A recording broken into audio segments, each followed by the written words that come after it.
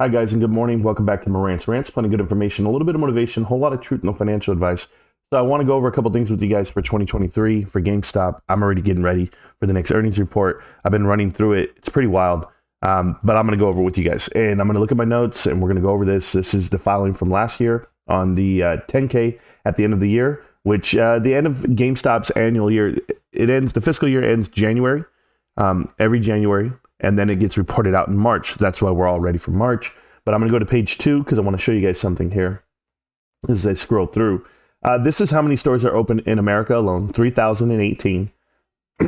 If you look at the next number coming up, the total is going to be 1,555. That's international. So for the total for GameStop, you have like 4,500 plus. And out of all those stores, 1,400 are up for renewal, right, next year. For the operating leases themselves. Now, operating leases, what we've seen from GameStop, and I got to go all the way to page 16 here, so bear with me. What we've seen from GameStop is they've managed to lower their operating lease amount by about $100 million from 2019 to now. And how they're doing that is shortening up the footprint. When you have 1,400 leases up for renewal, we have to find out what exactly they're going to pay. But we had our largest expense this year for operating leases. We had over $244 million that we had to pay out compared to next year where it's only about 140, 150. Because you front load the leases and or if you make payments, there's two different ways of paying them, and we'll show you that right now. I got to go to page 21. So here you go. So total stores in America was shortened from 2021 to 2022, 243 stores. But this year, 2023, is the year GameStop can transition and get rid of more stores. That's a great thing. Lay off the employees, get rid of all the dead weight, and do more e-commerce. And why? Because 2020 taught us something. We didn't have the inventory on hand, and we didn't have the fulfillment centers. But what it did teach us is that you can operate on an e-commerce level, and if you could fulfill those orders, well, then you'd be profitable, which we've known. That's why we have a team that's just e-commerce centric, and that's what they are because they come from Chewy and they understand. Our operating losses last year at the end of the year was $368 million, net loss of 381.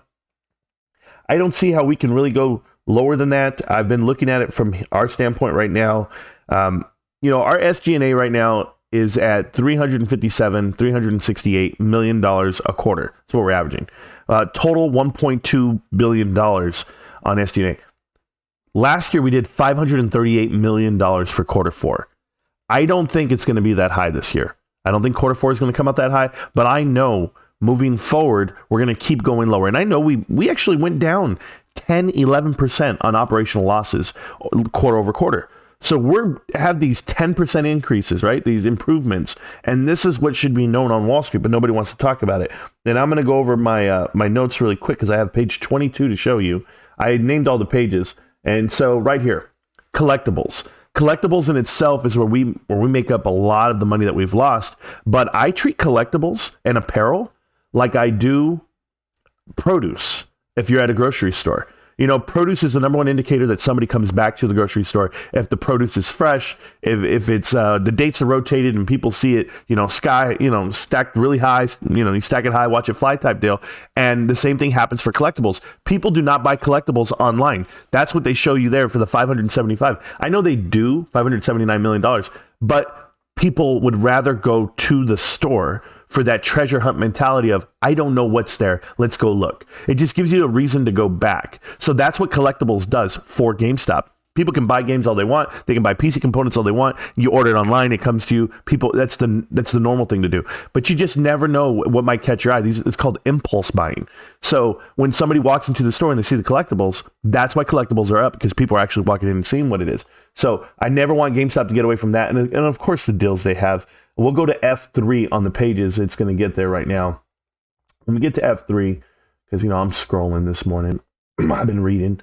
So right here. So when you compare year to year and you look at the inventory levels, our inventory levels now sit above $1 billion. We have spent the money to get it that high, but we know what sells and we know what doesn't. Our operating lease amounts right here, and you'll see it, is going to be, and I want to make sure I highlight it. There we go. Operating lease liabilities went from 456 to 393, and we now know that's down to 343, 348. It's going to go even lower because of all the stores that we're going to be able to close, that number is going to come down even further. So there's $100 million we just banked on our own, but yet we're still selling the same amount, right? We had a small drop off in sales this last year, and you could attribute that to the recession, to inflation, and everyone else out there that's scared to spend money. And these PCI numbers are coming out. You have the Fed rates coming out next week. Everyone's excited about are we getting back on track? Is inflation coming down? I think we're gonna have a really hard 2023. But with that, I think that the business I'm invested with, GameStop, is transitioning to be prepared for that. And I've seen all of the tinfoil hat theories, right? Teddy and GameStop and selling more products and everything else. Guys, I don't get involved with all the speculation just yet. I'm excited to see it. I'm excited to read it. And if you guys don't know what I'm talking about, well, hell, go do some homework on what Ryan Cohen's doing. The last couple of things I want to show you are going to be F6.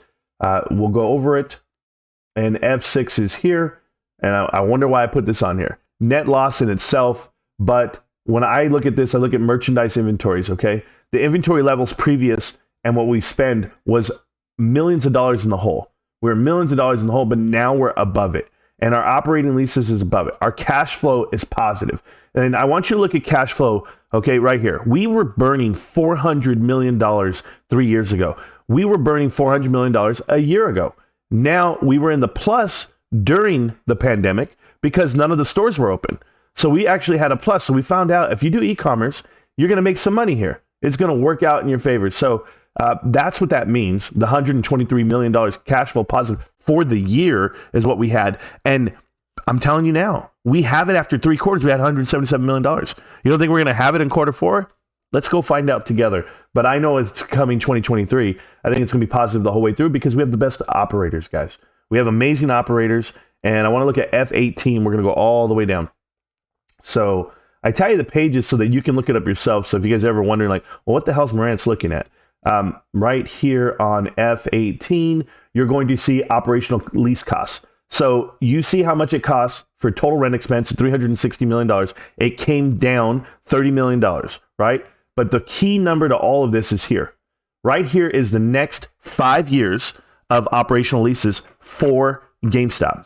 And what you see is $244 million was the biggest total in the next 5 years. We just paid that. Now 2023, it's at $145 million.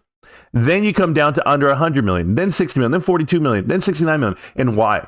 Because we've managed to get better. We've managed to sign better contracts, better leases, and get rid of the dead weight.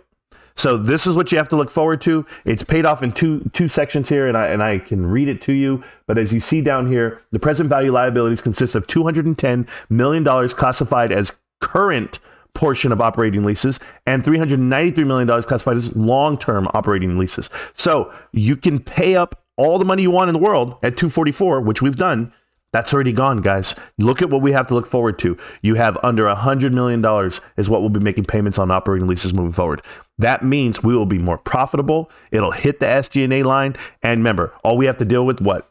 Controllables? I can deal with controllables because I have the best operators. I have the team, the management, the support of everything. You keep shopping at GameStop, guys, and I'll keep telling you what it is. And what is it? The next 5 years, you're going to see drastic increases on profitability from this company. This is why I'm here. And this is why I'm never leaving.